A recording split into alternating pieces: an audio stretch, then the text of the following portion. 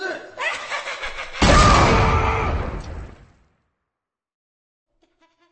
Hey guys, welcome to Danz Newz Reviewz. I'm your host, Danz Newz, and welcome to the very first Danz Newz Reviewz on the Creature Hub.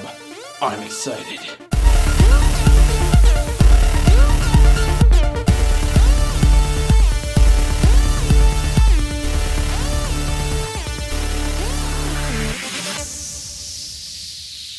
Hey guys, today I am reviewing The Dark Knight Rises, the mother of all Danz Newz Reviewz.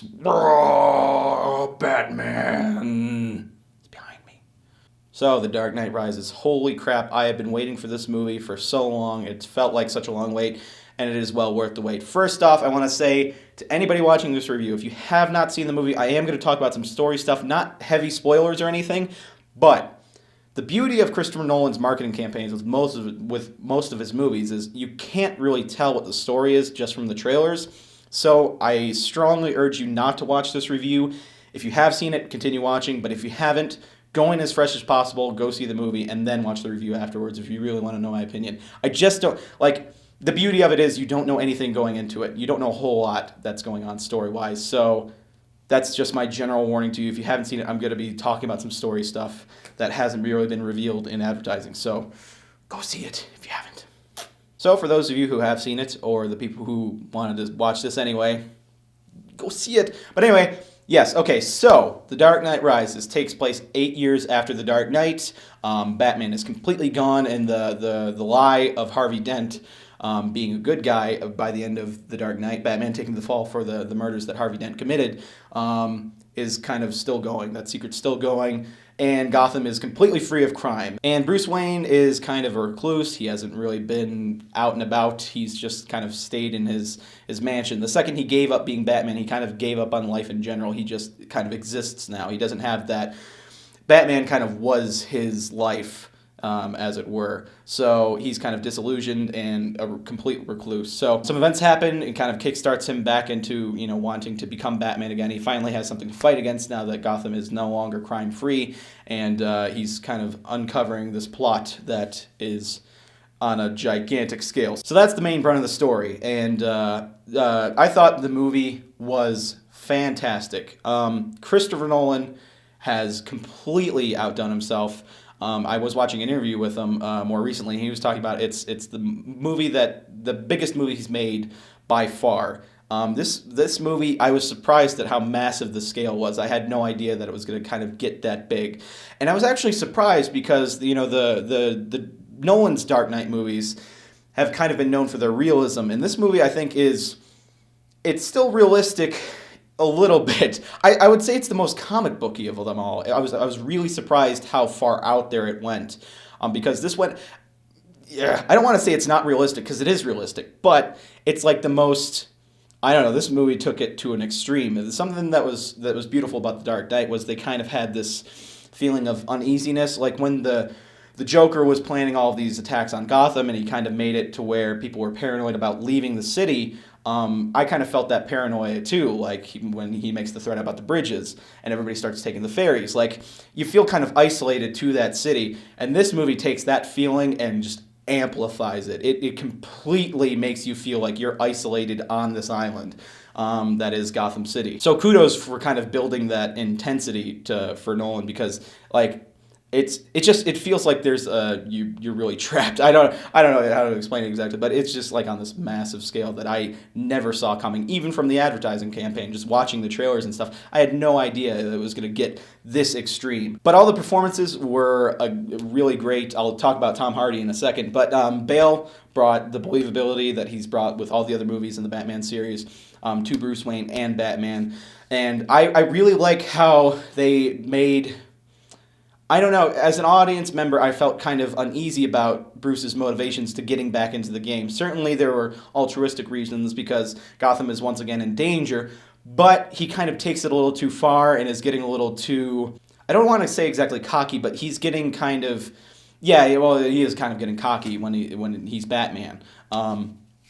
And it was interesting to see him kind of losing control and kind of withering his relationship with Alfred, who he's at the point where he can only take so much. So it's interesting to see how that relationship is playing together, and how all Alfred wants is for Bruce to leave this whole Batman thing behind and live a normal life. And that's something I didn't really expect going into the movie. So that was a really interesting point that the movie itself brought up. Anne Hathaway as Catwoman, I've seen so many people talking about it. It seemed to me that everybody was really doubting Anne Hathaway when they announced that she was Catwoman. Once they released the picture of her, the publicity still of her as Catwoman with the goggles and everything, everybody seemed to kind of be crapping over the choice. And I remember the same thing happening with Ledger early on too. I kind of trust Christopher Nolan. I think with the first movie, Batman Begins, the only casting faux pas I've ever seen in any of his movies, and I wouldn't even say it's a faux pas, but Katie Holmes in Batman Begins, she was by no means a bad actress in that movie, but she was kind of bland. And same thing a little bit with Maggie Gyllenhaal. I liked Maggie Gyllenhaal better than Katie Holmes, but in The Dark Knight when they replaced her, I like Maggie Gyllenhaal, but again, the character just seemed kind of flat to me a little bit. But so Anne Hathaway was really good. If you write Catwoman correctly and you portray her correctly, the way they did, it was perfect. It was very much comic book Catwoman. That kind of, is she a good guy? Isn't she? Is she going to make the right decision? Is she not? Because she has her own kind of mindset when it comes to things. So it's kind of, for her, the line of good and bad is kind of drawn. She's usually more selfish, and they portray that a little bit in the movie. I think they balance that perfectly between kind of a Nolan Catwoman and comic book Catwoman. There was no purr cat meow. There's a cat kind of thing. She was a cat burglar. They went with that kind of route, which is the best kind of Catwoman, I think. Catwoman, Anne Hathaway, Selena Kyle, perfect. She was really good in it. I kind of half made a pun there. Perfect.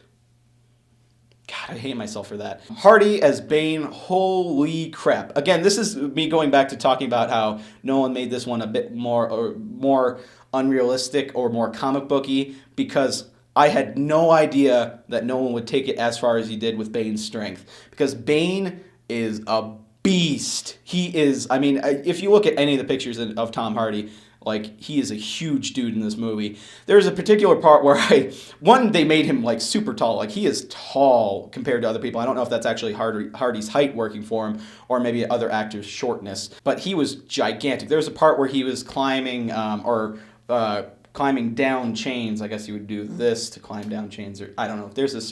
He was climbing down chains, and you see his arms just completely I'm posing now. His arms were just, they were so, I don't know why I was making that noise when I was describing him. I guess it was because I was flexing. Oh, his arms were gigantic when he was going down, just his muscles. Holy crap. Stop working out. He's going to die from muscle overdose or something. It was crazy. But yeah, they portrayed him super strong in this movie. He's just killing people with his hands, just squeezing somebody's neck. It's insane. So yeah, they made him super strong, which made the fight sequences with Batman so brutal. This is just there was a part, and I talked to my brother about this, there's a part in the movie where I was cringing, just he was, holy crap.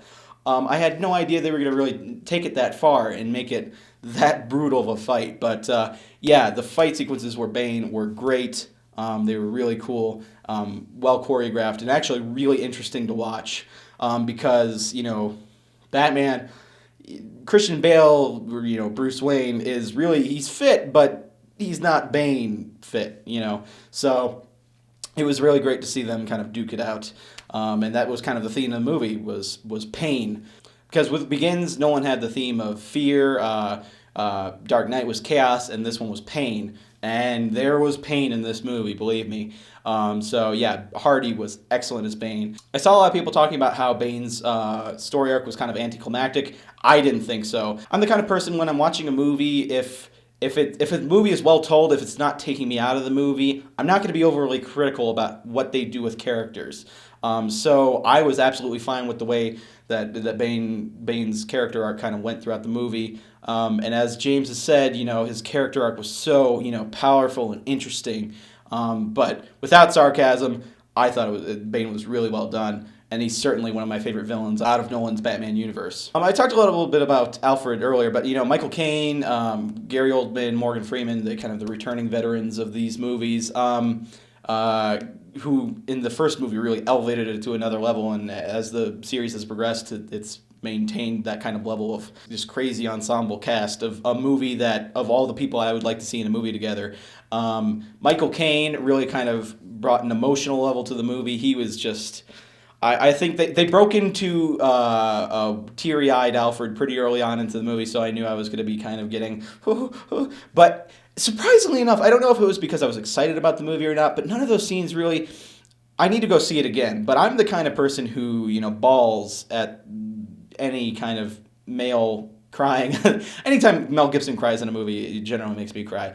But, I don't know, that's weird. But yeah, Michael Caine almost brought me to tears a couple times, but didn't really, which I think there might be something wrong with me because I don't know why it didn't. But yeah, he broke out the kind of reflecting the scene in the first Batman Begins where it's not just your name, sir. It's your father's name.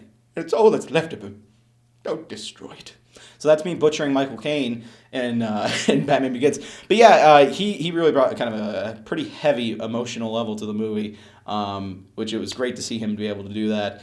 Morgan Freeman, I felt he was in the movie a lot. Morgan Freeman was in the movie, I think, a lot more than something like The Dark Knight. But I don't know what it was. He was good. He delivered the, kind of laughs that he kind of usually has delivered in, The Dark Knight and Batman Begins. But I don't know what it was. His character kind of felt like it had I don't want to say a flatter note, but it didn't seem like for somebody who was on screen as much, I didn't feel like he had a whole lot to do. Finally, Gary Oldman. I think he was given a lot more to do in this movie. Gary Oldman, again, is kind of still trying to live with this secret that he's been keeping for 8 years. And I think it's kind of left him a little bitter because he has to cover for a man that tried to murder his son. They kind of set up this secret between Batman and Gordan at the end of The Dark Knight where, Batman would take the blame and Harvey would be kind of exonerated of the murders because, hey, he was our hero. We need him to continue to be a hero in order for Gotham to kind of continue on towards the good path that Harvey helped them set up before he went crazy and tried to kill everybody. So Gordan is kind of left bitter by this, and he gets a great scene where he's able to kind of release, and it was really good. I don't think Gordan was really given much in the prior movies. Something like that, at least, a scene where he can truly act. There was a little bit in The Dark Knight where he was kind of obsessing over the fact that he blamed himself for Harvey getting burned. And then he kind of made it his mission to try to, save Harvey towards the end until, Harvey took his family hostage. So, but yeah, so that. Gary Oldman, very good. Michael Caine, very good. Morgan Freeman, good, but I don't think he was given a whole, I don't know what it was. Not trying to make this review too long, but there's so many people in this movie, and that's something I'm going to bring up right now, is this movie is heavy, it is thick, it is full of stuff in it. There is so much to process as it's happening. This is a gigantic movie. I can't wait to see it again because I think I'll get a lot more from it the second time. But the first time, you're just trying to process all of the information that is coming at you. But Christopher Nolan, his movies really make you think, and that's what I love about his movies. His movies ask questions that, kind of moral questions sometimes. Is it right to do this? In this situation, is it right to lie? Is it right to stand for what you believe in? And it's so interesting to me. But yeah, this movie has a lot going on, and you really need to probably see it more than once if you really want to fully experience it. But yeah, continuing on with the actors, Joseph Gordon-Levitt and Marion Cottiliard. I know I'm butchering it because it's a French name, and I suck at French names. But a lot of people are probably going to be complaining about the amount of screen time Joseph Gordon-Levitt gets. I thought he was great in the movie. He was a good Joseph Gordon-Levitt character. And he's kind of a character that kind of mirrors Bruce a little bit. He's altruistic and he's kind of like a good cop. He's like a young Jim Gordon. and he kind of is ready to stand for what he believes in. But he's given a lot of screen time, and I've seen a lot of people talking about this. I think it was warranted. By the way the story goes, it's definitely warranted, in my opinion. His character makes perfect sense in the kind of stature he is in the movie. So I don't really have a problem with his amount of screen time. Marion Cottiliard, she was good. It was another cast member from Inception that was brought in for this movie, which we have a couple. She was good. I don't think she wasn't that impactful with her role, I don't think. There wasn't a whole lot going on with her. It seemed kind of added on. But at the same time, her character made sense within the story, so I'm not going to knock it. But her performance was fine. I just felt like her character throughout the movie was kind of flat. Yeah, kind of, okay. But yeah, so Marion Cottiliard, that's her name now. I don't know how you would spell that, but I'm sure you guys will figure it out in the comments. But yeah, that's all the main cast I really wanted to talk about. Another thing was Bane's voice. So many people had problems with that before the movie came out, like when they released the prologue with Mission Impossible. A lot of people were complaining about Bane's voice, and it was obvious they changed his. They dubbed over pretty much all of his lines. I don't know how much of the original stuff was used. The beginning of the movie was different from what they released back with Mission Impossible. They redubbed it, and so there's different tones with the lines or what have you. Even with the redubbing, there is some issues. Our problem was we saw it in IMAX, but we were right near one of the surround sound speakers, so any scene where there was an echo or anything, it sounded weird. Also, it was kind of hard to hear when there was loud music playing and people were talking, because the music would be coming out of the speaker, and then the dialogue kind of speaker was down towards the front, so we couldn't really hear so much. So I need to go see it again. I don't know exactly how. I understood the majority of the stuff Bane said. There were a couple lines in there where I didn't know what he was saying, but it wasn't that huge of an issue for me, but I'm sure it will be for a lot of people who can't really kind of tune into that.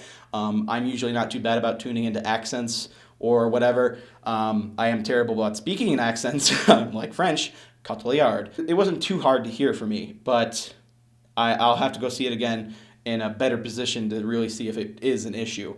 But I got pretty much the majority of the stuff he said, so yeah. But people are going to have issues with that, and I've seen a lot of people talking about how it's hard when you kind of remove the lip moving thing, because then it's just like this, where it's like, I'm talking right now and I'm Bane. Hello. So yeah, this review has gone outrageously long. So, bottom line, I really liked the movie. I didn't really have too many problems with it. There were a couple tiny little things that I kind of did take issue with. Not really major issues. See, again, if the movie is good throughout, I'm willing to let go of a few of the little things. The Dark Knight had some problems in there that I kind of look past because the movie is excellent. So, not any crazy fundamental issues with The Dark Knight Rises, but there are little tiny things that I have a little bit of an issue with, but I'm willing to let go.